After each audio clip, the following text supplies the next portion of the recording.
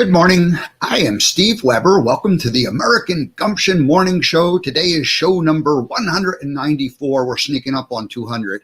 I'm not going to make it by the end of June. That was the original goal, but we're pretty close. We're going to be close enough. So anyway, what show number 194 today is Friday, June 25th. All righty. Yeah. So the full moon, the last night or so, and special time of year, first full moon of summer, and just a good time. So, and it's perfect time for today's topic. We're going to talk about meditation, and our guest, Gwen Peterson, coming back again for the third time to the American Gumption Morning Show. And we're just going to talk about meditation. We talked about her Spiritual Communities Network. That was show number 1. We talked about Insights and Illuminations, her own brand, and how she works with people. And today we'll just do a meditation and a little bit of, kind of the basics of meditation, and then a little bit, some advanced thinking. So that's what's happening. So I'm going to, and I'll say right up front, we're going to end today's show early. We're going to end the show at rated by 10 or about quarter to the hour. So it's only going to be a 45-minute total show. I'm going to go ahead and do my monologue, and then we'll bring Gwen on. And so we'll just talk for probably about 30 minutes, and then we'll let her get out of here early, and I'll get out of here early. It's Friday. You guys will get out of here early. So that's what the plan is for today. So we're going to do a short and powerful little talk on meditation and a meditation itself. All righty. So today my monologue is titled Steve's Meditation History. And I'm going to go back kind of like touch on a few things throughout the life, but my meditation history is probably really, the actual meditating part is short, but there were foundational pieces along the way that kind of set the stage for where we are today. So the very first thing is that I remember my mother counting to 10 when I would misbehave. And that was like that was her way of getting present and becoming in the moment and not like freaking out on me because I was annoying her. And so like when she would count to 10, that would sort of also be a clue for me to like tone it down. And so I that has nothing to do with me meditating, but it has a lot to do with like getting in the present moment. And so that was kind of an early recollection of witnessing my mother.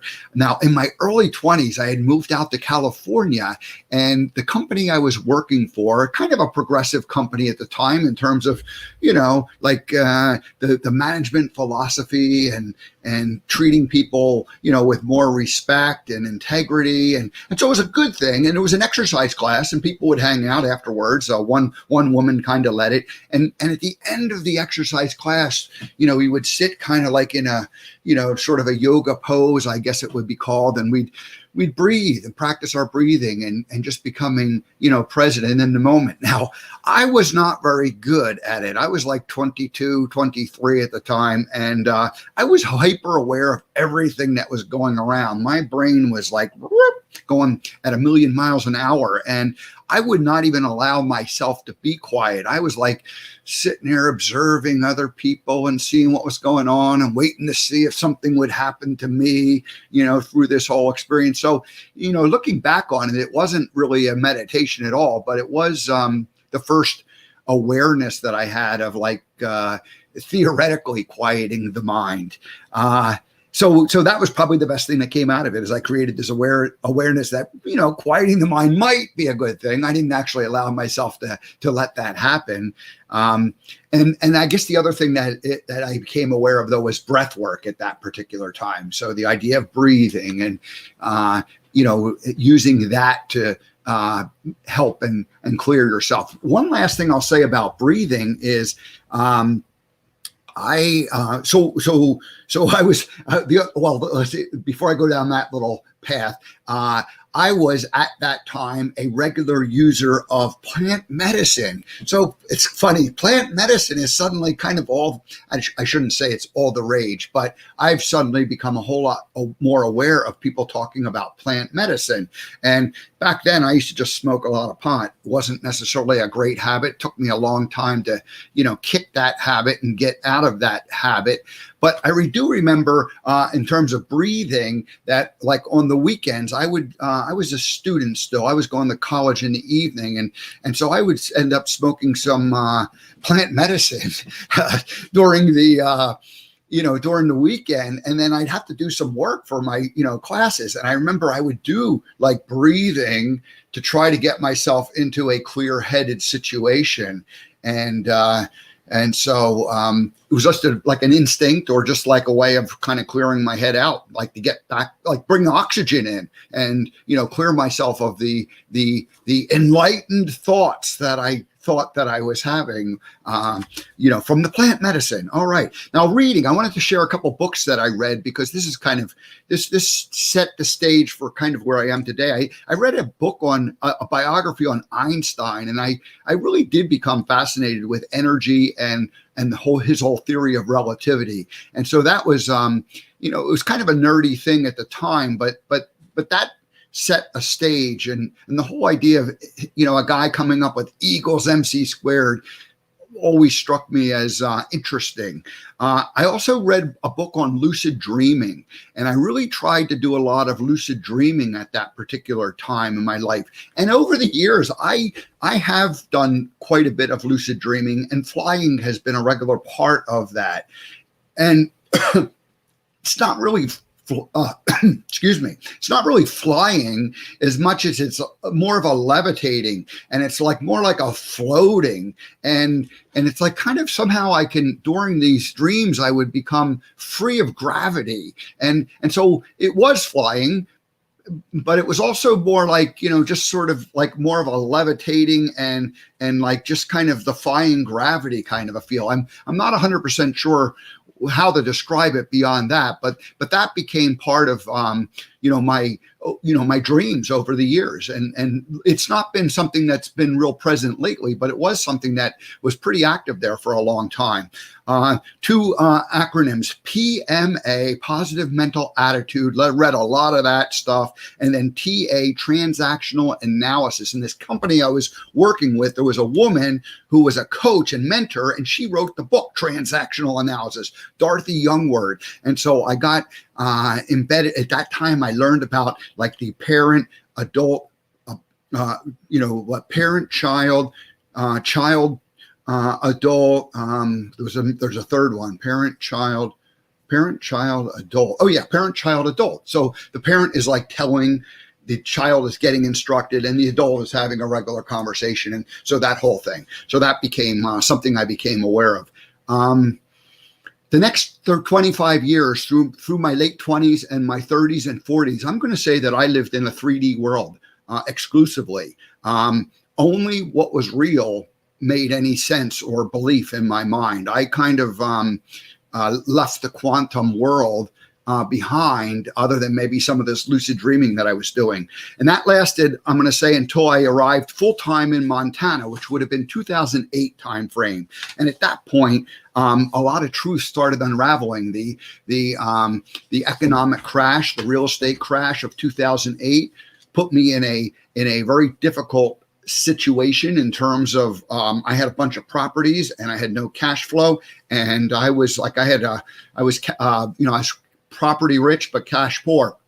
So I ended up the way that I had structured my life was based on all these like truths of like, oh, if you invest in real estate, it always keeps on going up. Well, it didn't. And so anyway, that was the wake up call. That was the thing that kind of shattered the illusion of like, things are always like, if you follow these rules, you always get to where you're going.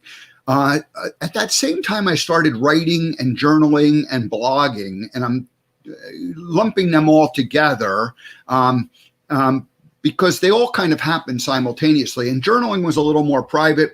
Blogging was what I was more public with, but they were both forms of writing.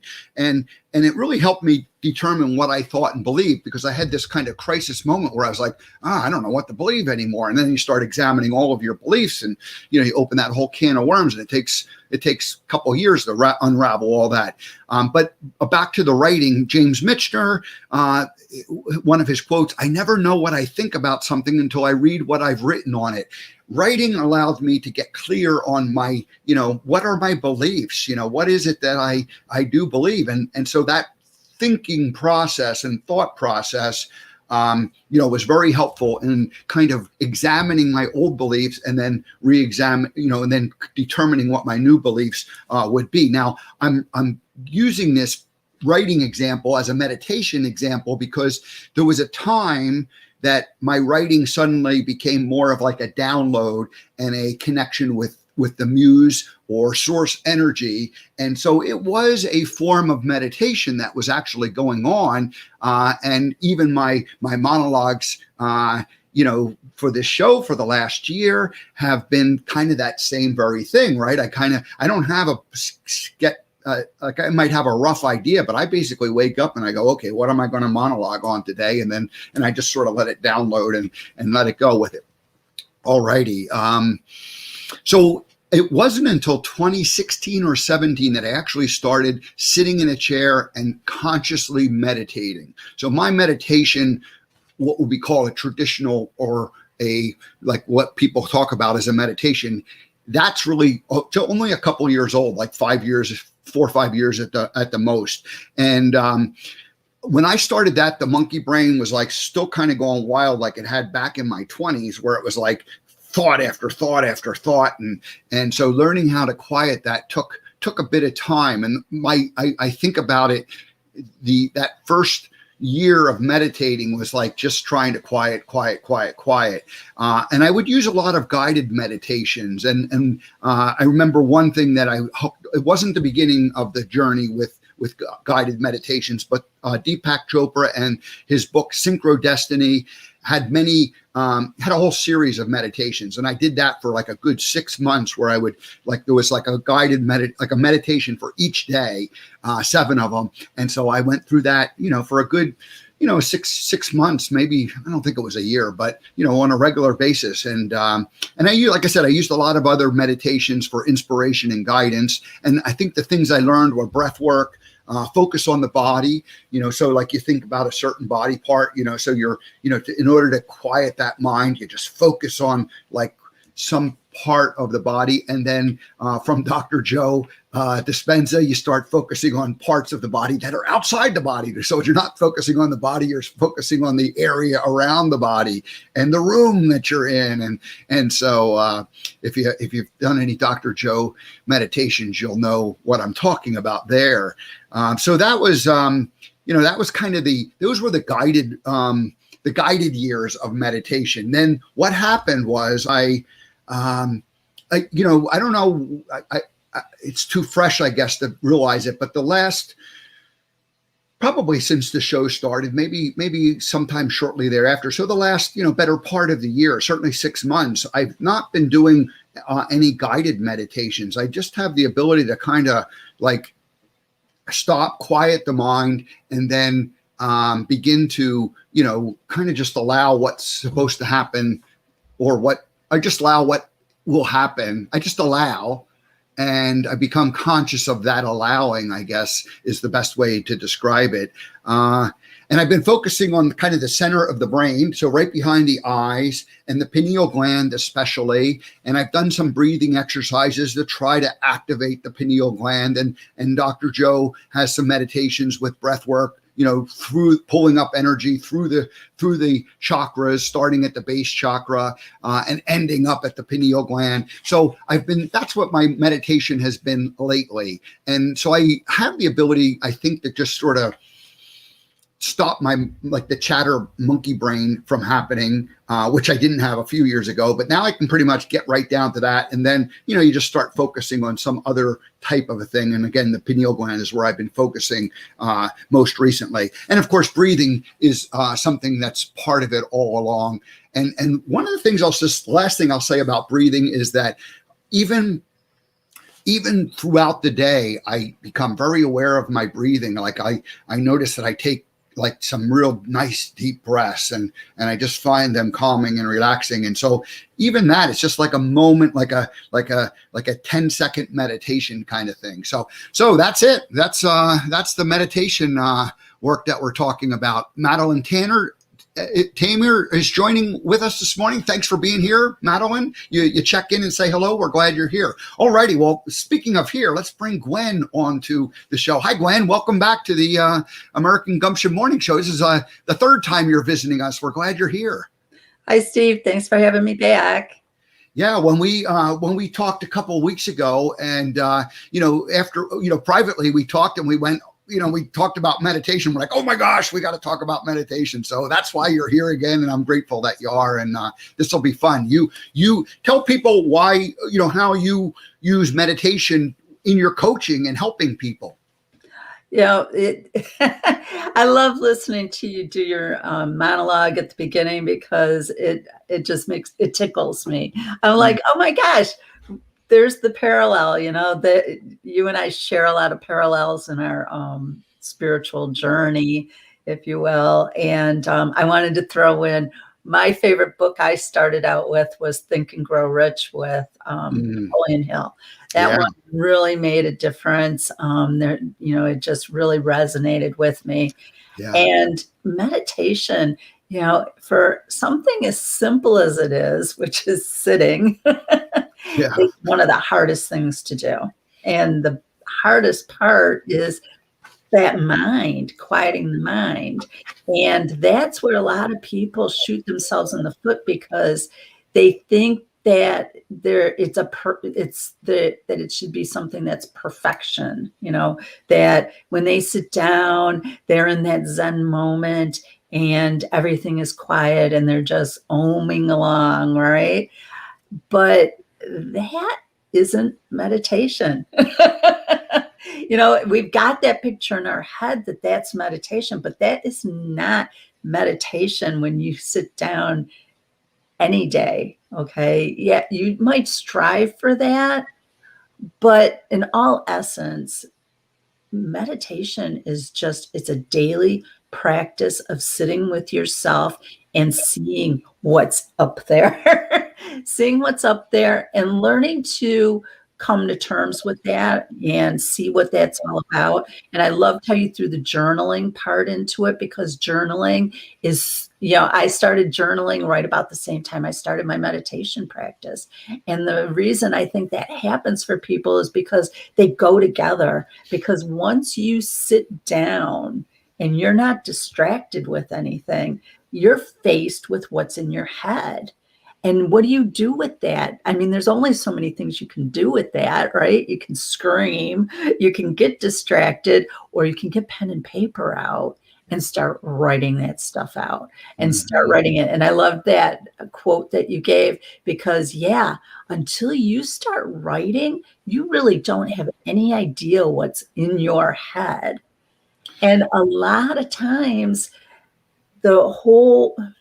let me back up to where your mind, the mind is the physical part of you, the personality, if you will. And it knows its days are numbered. Okay. It knows that, there's only so much it can do and it's been left in control the whole time. And the mind operates like a 3-year-old child. So if you've ever dealt with a 3-year-old child, that's what your mind is. Okay. So it takes repetition. It takes consistency. It takes, all those things that, you do with a child. And when you sit so it's fearful. Okay. Not that 3-year-olds are normally fearful, but after a life of conditioning in our society, you may be fearful. There's a real good chance of that. And so because your mind has been conditioned to be fearful, that's where it's at. It's afraid of everything. And if you take any given situation in your life and really follow the thread of that thought, it always ends with, and then we die. Because your mind gets preoccupied with the fact that its days are numbered. And so it wants to keep you safe. So it regurgitates stuff to you all the time. So it's always trying to save you, protect you, tell you things that you need to know. And the only way to really hear your mind out is to journal. and let yourself, and I'm an advocate of the free journaling, free flow journaling, where you just, when you're starting out, start with that one where it doesn't matter grammar, punctuation, you're just writing what comes in your head and just letting yourself observe that. And so as you do that, you start to see the pieces of things that don't matter anymore. You know, like your mind has been for the last 20 years trying to tell you about, you know, that first day on the job. And you're like, wow, well, that was 20 years ago and that's not a thing anymore. But once your mind is heard, it quiets down and it lets those things go. And there's a lot of thoughts we have that we only hear half of because we're so busy shutting it down all day. And when you stuff those kind of thoughts, you get enough stuffed thoughts, say that 3 times fast. If you have enough stuffed thoughts, it it only takes something really ridiculous like, you know, the wind blew the wrong way today for you to explode. And that's that explosion. It's all that stuffed away energy that you've been doing. So meditation and journaling are so wonderfully paired. So you can journal before. So like if you're sitting down and you can't, your mind is racing, journal. If in the middle of your meditation you feel this inspired action, you journal. When you come out of your meditation, if there's something you're like, oh, that was amazing, I want to remember, write it down, because chances are you're not going to remember it later, because those inspired information sometimes will fade away like a dream does after you kind of anchor back in. So the journaling part is amazing and key. And I loved how you showed the segue of, you know, starting with guided meditation and then working through and ending up with, you know, where you're doing the more silent or mindful meditation where you're just sitting with yourself. And then you brought in the pineal gland, which that's just a whole another thing there too, because I teach what's called the Antakarana, which is the rainbow bridge, building the relationship to your soul, okay, and building a dialogue with your soul. And we have 3 threads.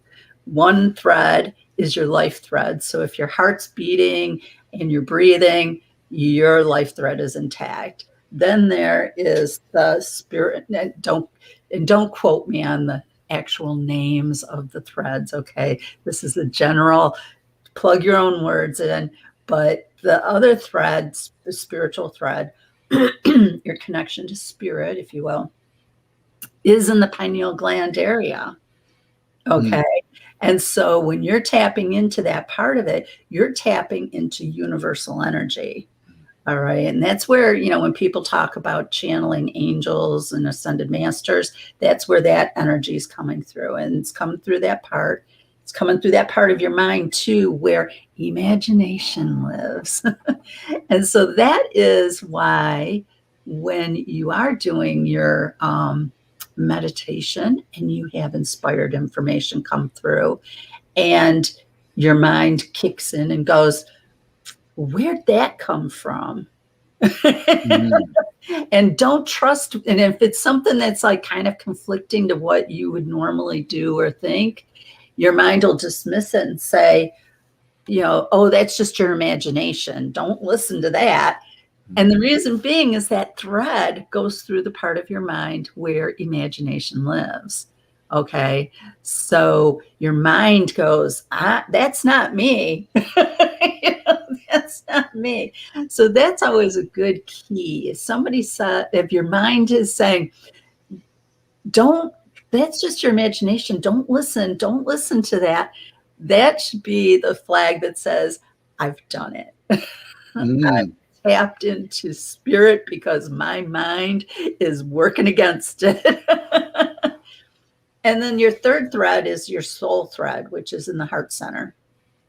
Okay. And sometimes it's easier to connect to spirit because it's outside of us and we can relate to that easier than we can relate to what's inside of us, you know. And that's, you know, you hear, you know, I don't care what books you pick up, I don't care what guru you listen to, you know, it's always the journey within, the journey to the soul, that higher self. You know, there's a million phraseologies for that journey to that inner beingness of yourself.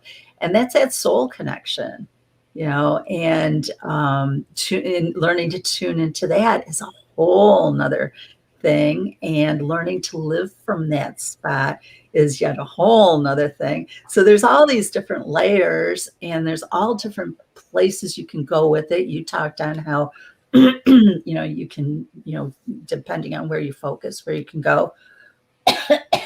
And so, yeah, and so it's a practice. Meditation is a practice. One day you might want to focus on breathing. One day you might want to do a walking one where your focus is on the walk. Sometimes you sit down and you've just had a tough week. Okay, you've had just a horrendous week, and you did your best to get through it. And when you sit down each day to meditate, you feel like that you just can't get there. That's the practice. That is the meditation practice. Sitting your butt down, even when things are tough. Because you know what? If you do it when things are easy, okay, it makes it easier for sitting down when it's tough. And if you sit down when it's tough, that's when you start to smooth things out and move your life in a more positive direction.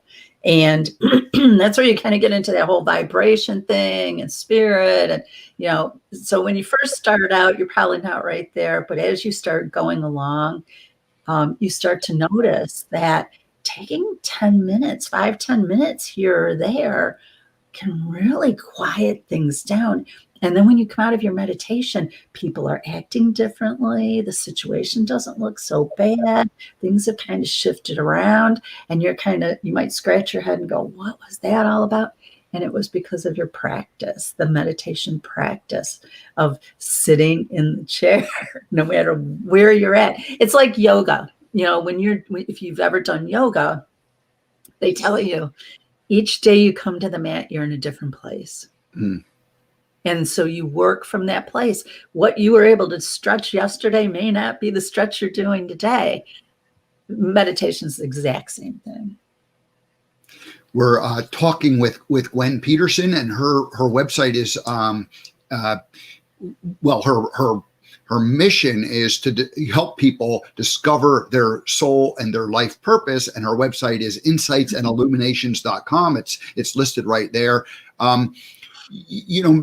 People like doing the work that you're doing. The meditation is just one of the tools that you have in the toolbox, but it's probably it's a foundational tool.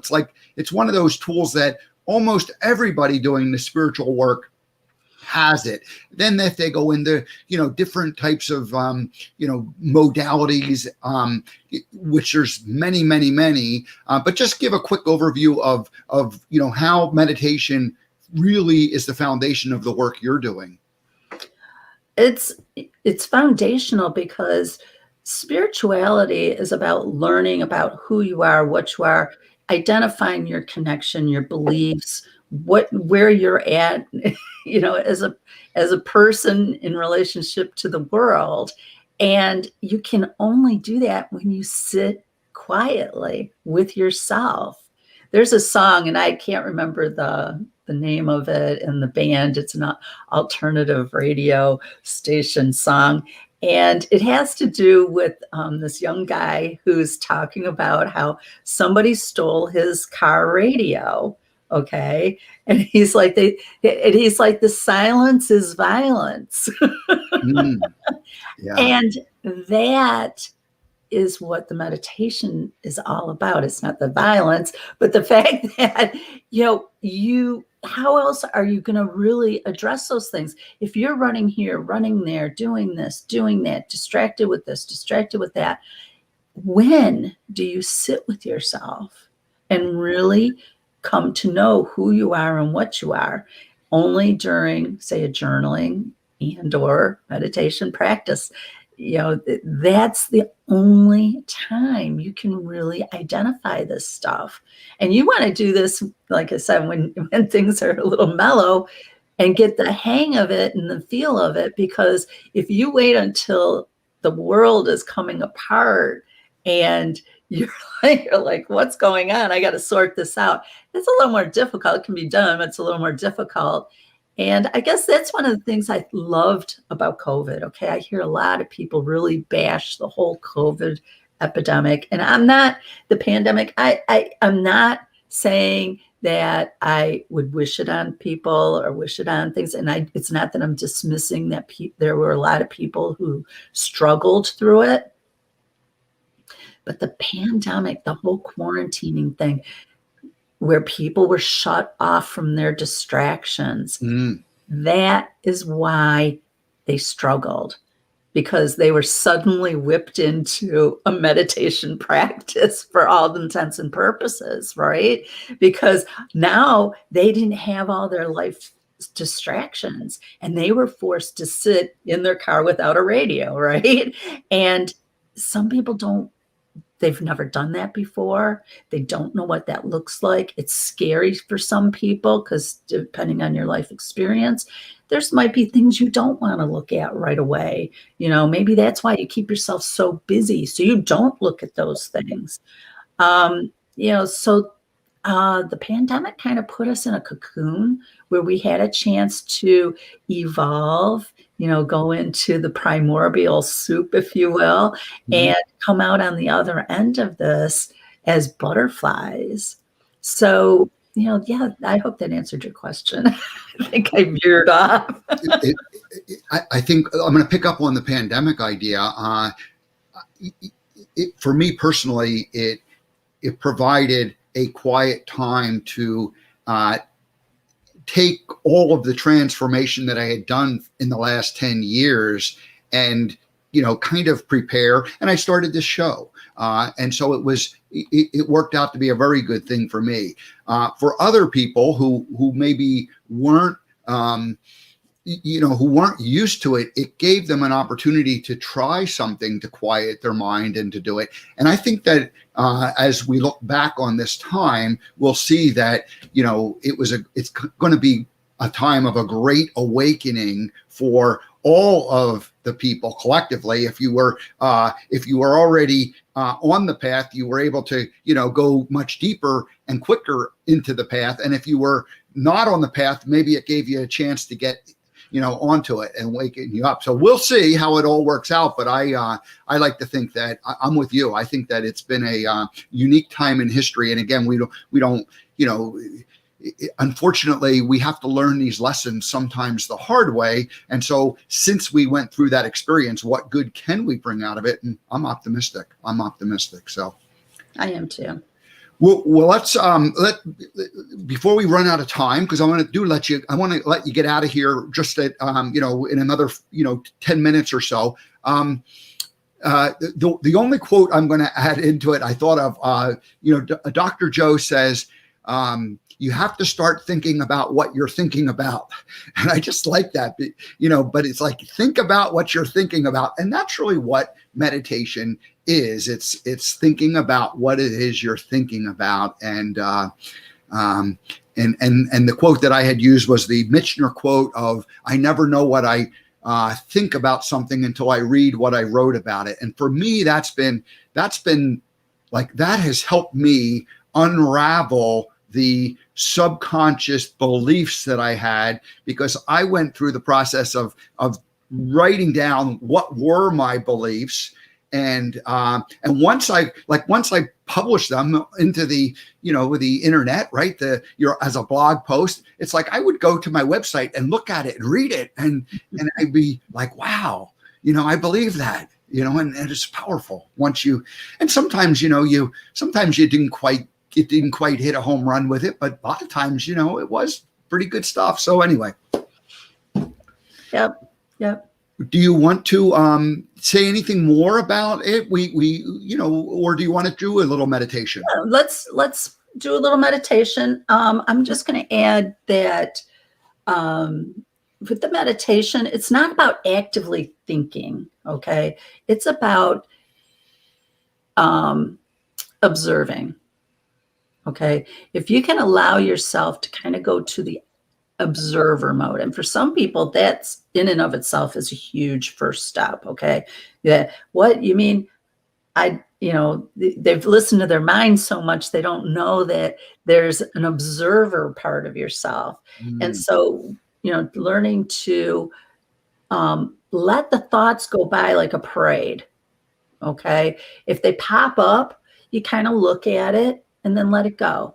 And if another one pops up, just don't follow the thread through. If a thought pops up of I have to go grocery shopping today, don't start putting together the list. Just say, oh yeah, groceries, and you let it go. All right. And just let those things move through, because if you're shooting for a silent mind where there's nothing going on up there, then you're sooner or later you're going to run into a problem where when spirit starts to communicate with you, which might come through as a dream, a picture, a thought, okay, a memory, you're going to try and shut it down and dismiss it because I'm being quiet, and you're going to miss it.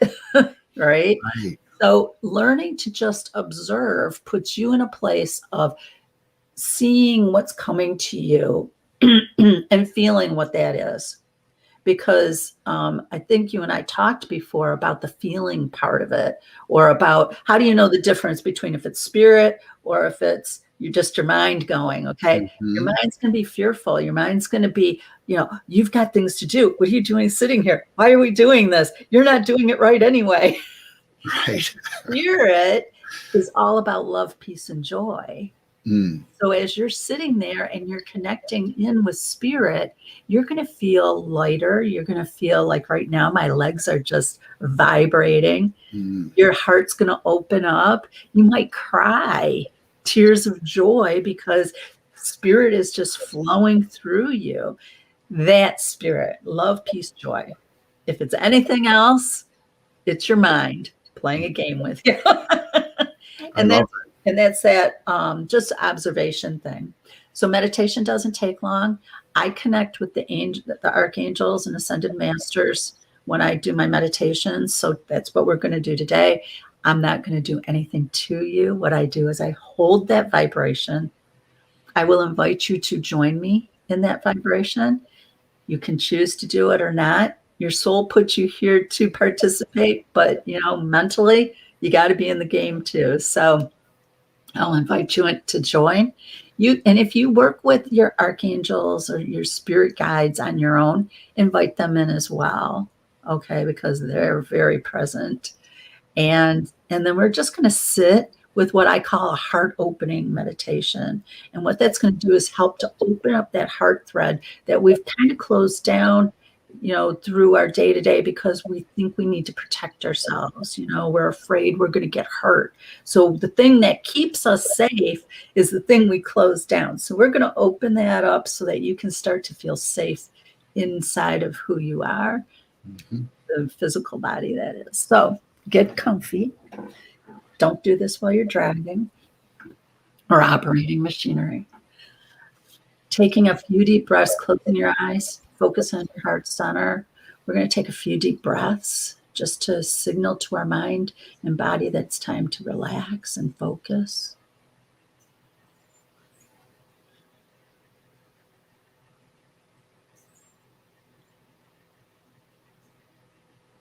And our guides are here, ready to go. Are you ready to begin? Mm-hmm. Yes. Let's begin.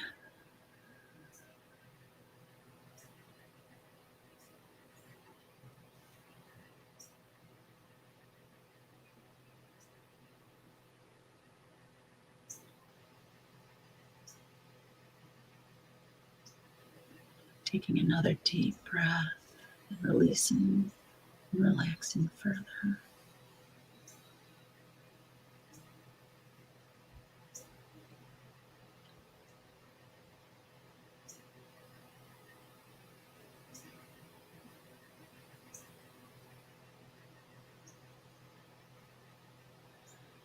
And your angels and guides are always around you, ever present, always ready to assist. You just have to remember to ask. Invite them in.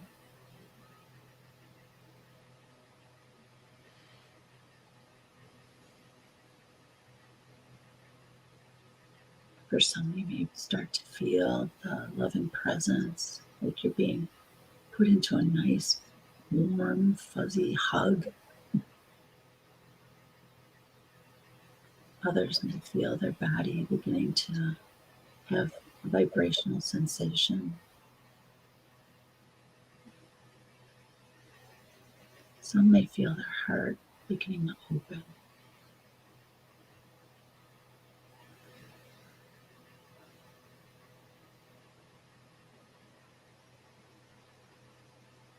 And if thoughts come in, just take a deep breath and let them go.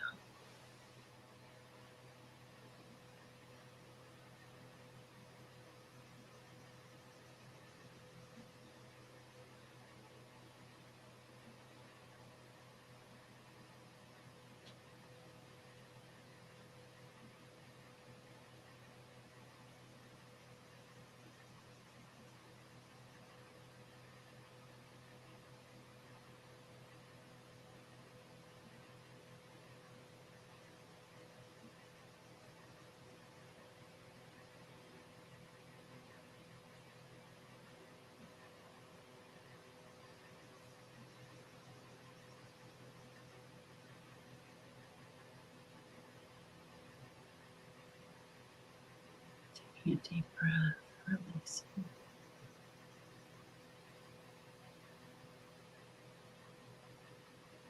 Allowing any energy to be released out of your body that you may be holding.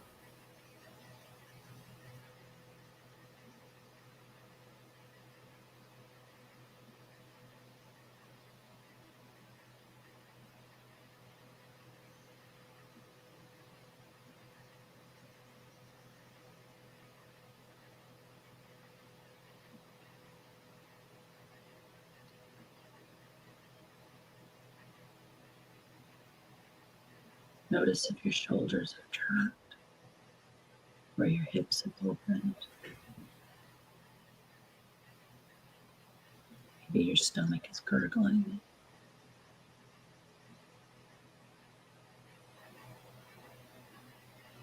These are your natural states of being.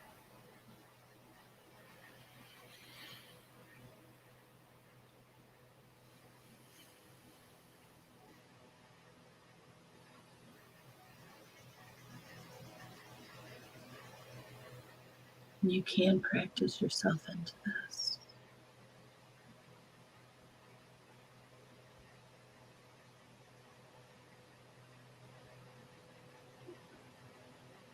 Taking a deep breath.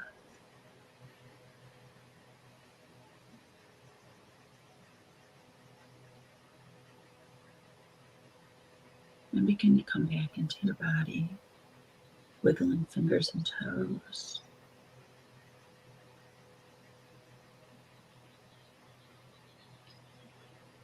And when you're ready, open your eyes.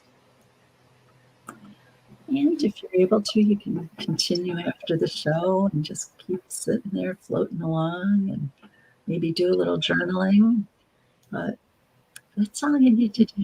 That's all it takes is just a little bit of time sitting with yourself, loving yourself, and giving yourself that oxygen mask when you need it. I like